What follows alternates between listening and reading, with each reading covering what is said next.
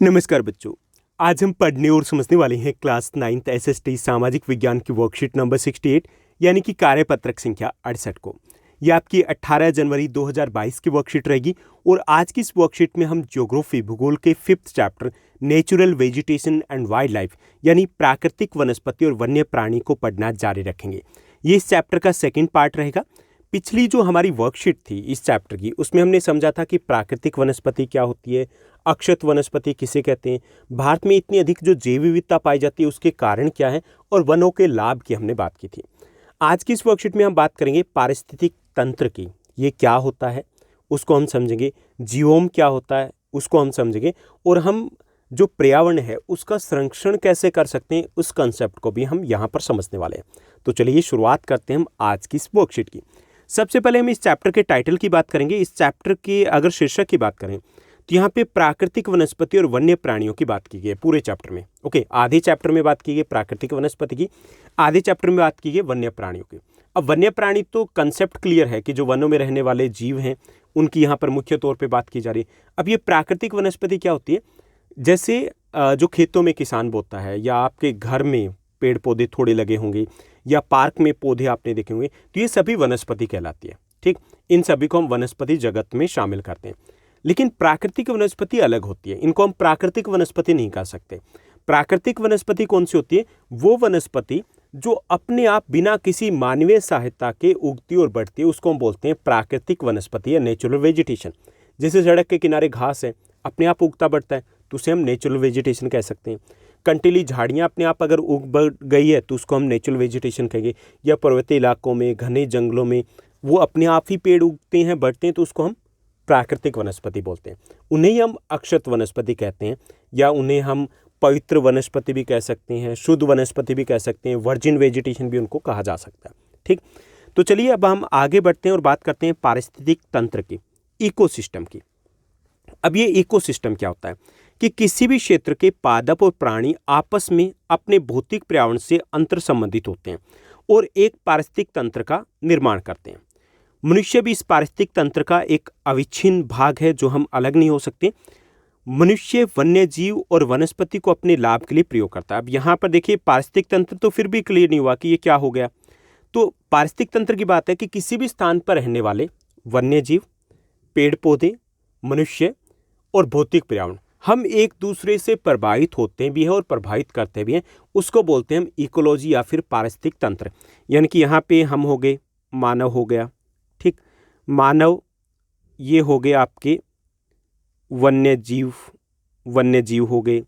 Okay, उसके बाद आ गए आपकी वनस्पति आ गई, ठीक, उसके बाद आ गया आपका पर्यावरण, क्लियर, और ये हो गया हमारा मानव। तो हम एक दूसरे के ऊपर निर्भर करते हैं, एक सर्कल में घूमते हैं, हम प्रभावित होते भी हैं और एक दूसरे को प्रभावित करते हैं। तो इससे हम पारिस्थितिक तंत्र बोलते हैं, इकोसिस्टम बोलते हैं। ओके, यानी कि किसी भी स्थान पर रहने वाले समस्त जो वन्य जीव हैं, मानव है, भौतिक पर्यावरण है, हम एक दूसरे के साथ इंटरेक्शन करते हैं, प्रभावित होते भी हैं, प्रभावित करते में, इससे ही हम इकोसिस्टम बोलते हैं, पारिस्थितिक तंत्र बोलते हैं। इस ताने बाने में हम जुड़े हुए हैं, अगर इसमें एक भी चेन गड़बड़ होगी तो ये पूरा सिस्टम ही खराब हो जाता है। ओके, तो किसी भी क्षेत्र में जो पादप हैं यानी कि जितने भी वनस्पति हो गई या प्राणी हो गई, ये आपस में और अपने भौतिक पर्यावरण से अंतर संबंधित होते हैं। ओके, प्राणी में मतलब हम भी आ गए, तो हम क्या इंटर रिलेटेड है। अगर पर्यावरण थोड़ा सा पंक्चर होता तो हम भी प्रभावित होंगे, अगर हम प्रभावित होते हैं तो पर्यावरण भी प्रभावित होगा। ओके, हम आपस में जुड़े, तो इससे ही हम पारिस्थितिक तंत्र कहते हैं। मनुष्य भी इस पारिस्थितिक तंत्र का एक अविच्छिन्न भाग है और मनुष्य वन्य जीव और वनस्पति को अपने लाभ के लिए प्रयोग में लाता है, क्योंकि हम बाकी अगर जीवों की बात करें तो उससे ज़्यादा बुद्धिमान माना जाता है, इसलिए हम वनस्पति हो या वन्य जीव हो उनको हम अपने लाभ के लिए प्रयोग में लेकर आते हैं। मनुष्य अपने लालच के कारण संसाधनों का अधिकतम प्रयोग करता है, लेकिन बुराई भी नहीं है।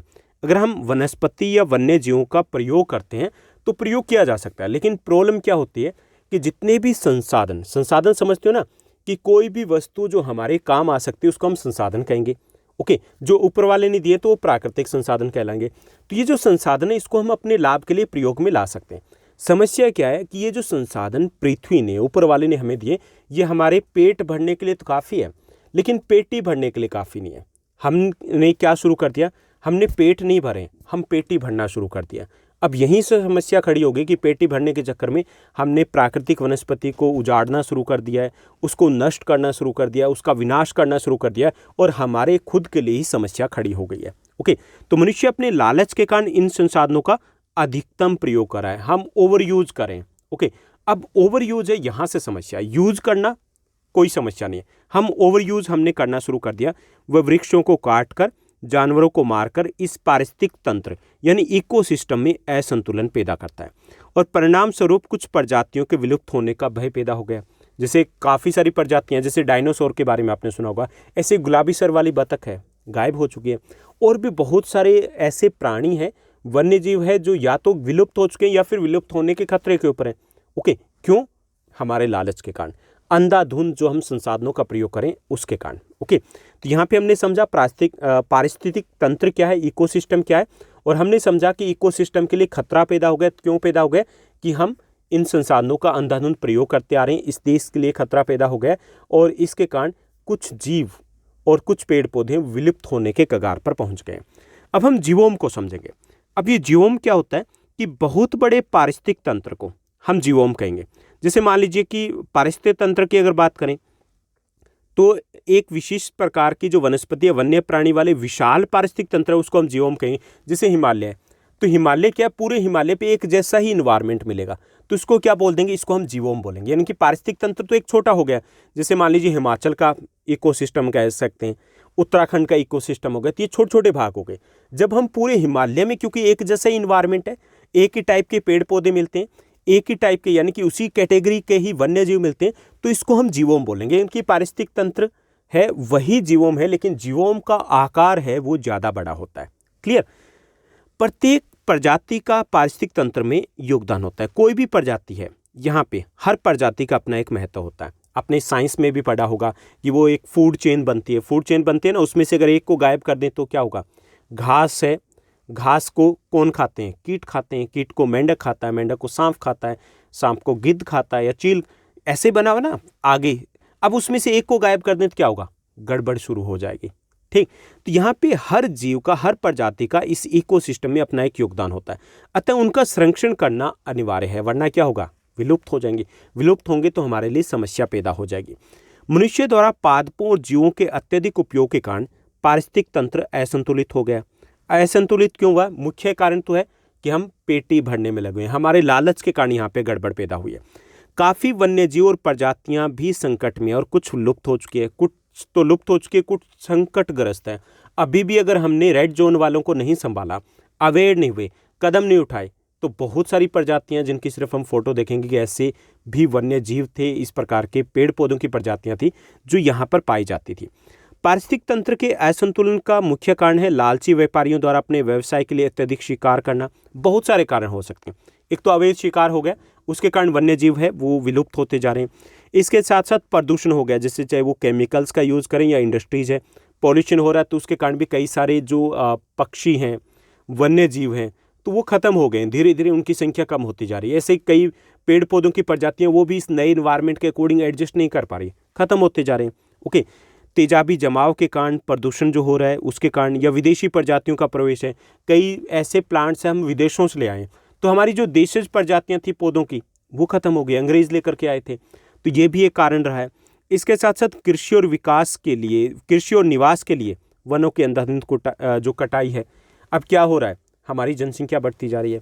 अब ज़्यादा जनसंख्या का मतलब हमें ज़्यादा जगह चाहिए रहने के लिए, हम क्या करें? पेड़ों को साफ कर दिया।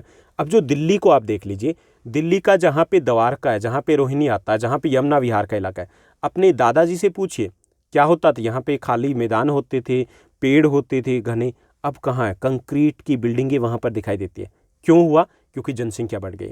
तो जनसंख्या वृद्धि भी एक बड़ा कारण है, जिसके कारण जो पारिस्थितिक संतुलन है वो बिगड़ता जा रहा है। क्योंकि शुरुआत कहाँ से होती है? पेड़ों को काटने से होती है। पेड़ खत्म हुए, वन्य जीव ऑटोमेटिक खत्म होंगे, क्योंकि यही तो उनका आवास है। ओके, दूसरा ये कि ज़्यादा जनसंख्या का मतलब एक और भी होता है। ज़्यादा जनसंख्या मतलब ज़्यादा पेट, सब पेट लेके पैदा होंगे, और ज़्यादा पेट मतलब भूख लगेगी, सबको खाने के लिए ज़्यादा चाहिए। तो इसके लिए हम क्या करेंगे? कृषि का विस्तार करेंगे। कृषि का विस्तार कहाँ से करेंगे? वनों को काट देंगे। ओके, तो इससे भी पारिस्थितिक असंतुलन पैदा होता है, यानी कि जनसंख्या वृद्धि एक बड़ी जड़ है इसके लिए। इसके साथ साथ विकास परियोजनाएं, जैसे हम हाईवे बना लें, रेलवे का विकास कर लिया हमने, तो इन विकास के नाम से भी हम वनों को साफ कर देते हैं। सीधा सा टारगेट होता है, वनों को साफ कर दो, डैम बना दो, हाईवे बना दो। तो इससे भी जो वन है वो उनकी कटाई तेजी से हो रही है और उसके कारण वन और वन्य जीव दोनों का विनाश हो रहा है। ठीक, तो ये थी हमारी आज की वर्कशीट। अगली वर्कशीट में हम थोड़ा सा और समझेंगे कि वन और वन्य जीवों का संरक्षण कैसे किया जा सकता है और इसके लिए जो सरकार है, गवर्नमेंट है, वो क्या प्रयास करी है। और साथ ही साथ हम बात करेंगे अगली कुछ वर्कशीट में कि भारत में कितने प्रकार की प्राकृतिक वनस्पति पाई जाती है। अब हम प्रश्नोत्तर की बात करें तो आज की इस वर्कशीट में कुछ आसान से प्रश्न दिए गए हैं, तो इन प्रश्नों को हमें हल करना है। तो चलिए देखते हैं। सबसे पहले हमारा पहला प्रश्न दिया गया, फर्स्ट जो हमें क्वेश्चन दिया गया कि पारिस्थितिक जो तंत्र है उससे आप क्या समझते हैं, इकोसिस्टम से आप क्या समझते हैं। तो सभी जीव अपने वातावरण के साथ एक विशिष्ट तंत्र का निर्माण करते हैं। सभी जीव अपने वातावरण के साथ इंटरेक्शन करते हैं, एक विशिष्ट तंत्र का निर्माण करते हैं। इसे हम पारिस्थितिकी तंत्र बोलते हैं। जीव और वातावरण के इस संबंध को हम पारिस्थितिकी कहेंगे और इस पूरे तंत्र को हम बोलेंगे पारिस्थितिकी तंत्र। ठीक, इकोसिस्टम कहेंगे। क्लियर? डायग्राम बना करके बता सकते हो, जैसे मैंने बताया कि यहाँ पे इस तरीके से एक दूसरे से कि हम एक दूसरे के ऊपर निर्भर है और इसे हम पारिस्थितिक तंत्र कहेंगे। उसके बाद दूसरा सेकंड हमें क्वेश्चन दिया गया, दूसरा हमारा प्रश्न है कि पारिस्थितिक तंत्र है उसके असंतुलन के मुख्य कारण क्या है, ये हमें बताना है। ओके, तो पहला कारण है जनसंख्या वृद्धि। जनसंख्या वृद्धि होती जा रही, इसका मतलब हमें ज़्यादा जगह चाहिए आवास के लिए और हम क्या करें, इसके लिए वनों को काट दिया, साफ करने लगे। वनों की कटाई है वो अंधाधुंध हो रही है, चाहे वो लकड़ी के लिए, चाहे वो विकास परियोजनाओं के लिए, चाहे वो आवास के लिए। तो इससे भी पारिस्थितिक तंत्र है वो गड़बड़ हो गया, सारा बैलेंस है वो खराब हो गया। कृषि का विस्तार, जनसंख्या बढ़ती है तो हमें खाने के लिए ज़्यादा चाहिए, हमने कृषि का विस्तार करना शुरू कर दिया, वनों को साफ करके उस जमीन पर खेती करना शुरू कर दिया, इससे भी सारा बैलेंस है, संतुलन है वो बिगड़ गया। विकास कार्य, जैसे कहीं पे डैम बना दिए, कहीं पे रेलवे का विकास कर दिया, कहीं पे हाईवेज बना दिए, सुपर हाईवेज बना दिए, इसके लिए किसको साफ किया, सबसे पहला टारगेट हमारे लिए वन रहे, इससे भी संतुलन है वो गड़बड़ा गया। इसके साथ साथ अवैध शिकार है, अवैध शिकारों के कारण जो वन्य जीव है उनकी कई सारी प्रजातियां विलुप्त हो चुकी और कई सारी प्रजातियां संकटग्रस्त हो चुकी है, इंडेंजर्ड है, वो भी विलुप्त हो जाएगी अगर हमने अभी से ध्यान नहीं दिया तो ये कुछ कारण है जिसके कारण जो हमारा इकोसिस्टम में बैलेंस है वो गड़बड़ा गया। उसके बाद थर्ड क्वेश्चन को देखेंगे, तीसरा हमारा प्रश्न रहेगा। तीसरा प्रश्न है जीवोम किसे कहते हैं, ये हमें बताना है। ठीक, तो धरातल पर एक विशिष्ट प्रकार की वनस्पति और प्राणी जीवन वाले विशाल पारिस्थितिक तंत्र को हम जीवोम बोलेंगे। यानी सीधे तौर पे कह सकते हो कि बहुत बड़े पारिस्थितिकी तंत्र है उसको हम जीवोम कहेंगे, या फिर कई सारे पारिस्थितिकी तंत्र है उससे मिलकर के जीवोम का निर्माण होता है, यानी कि कुछ अलग नहीं होता है, तो ये भी पारिस्थितिकी तंत्र है लेकिन ये ज़्यादा बड़े इलाके के ऊपर होता है तो उसको हम जीवोम कहेंगे। क्लियर? जैसे हिमालय क्या है, एक जीवोम है, क्योंकि पूरे हिमालय में एक जैसी प्रकार की लगभग जलवायु पाई जाती है, एक जैसी परिस्थितियां पाई जाती है, लेकिन थोड़ा थोड़ा उसमें अंतर मिलेगा तो उसके बेस पे हमने अलग अलग पारिस्थितिकी की बना रखी है, लेकिन मोटे तौर पे हम इसको एक बायोम कह सकते हैं, एक जीवोम कह सकते हैं। उसके बाद फोर्थ हमें क्वेश्चन दिया गया, चौथा हमारा प्रश्न रहेगा। चौथा प्रश्न है कि पारिस्थितिकी तंत्र के संतुलन के लिए मनुष्य जाति को क्या प्रयास करने चाहिए, ये हमें बताना संक्षेप में। तो पहला, लोगों को पर्यावरण संरक्षण के लिए जागरूक किया जाना आवश्यक है, क्योंकि लोग जागरूक होंगे तभी सरकार कुछ कर सकती है। लोगों की भागीदारी के बिना ये संभव नहीं है। जब तक हम इसके महत्व को नहीं समझेंगे, इंपॉर्टेंस को नहीं समझेंगे, हमारी जिम्मेवारी को नहीं समझेंगे, तब तक कुछ नहीं हो सकता। दूसरा, हमें अधिक से अधिक पेड़ लगाने चाहिए। एक कल्चर हमें डेवलप करनी होगी कि चाहे वो बर्थडे हो, कोई भी खुशी का मौका हो, तो हमें पेड़ों को लगाना भी है और उनकी रक्षा भी करनी है।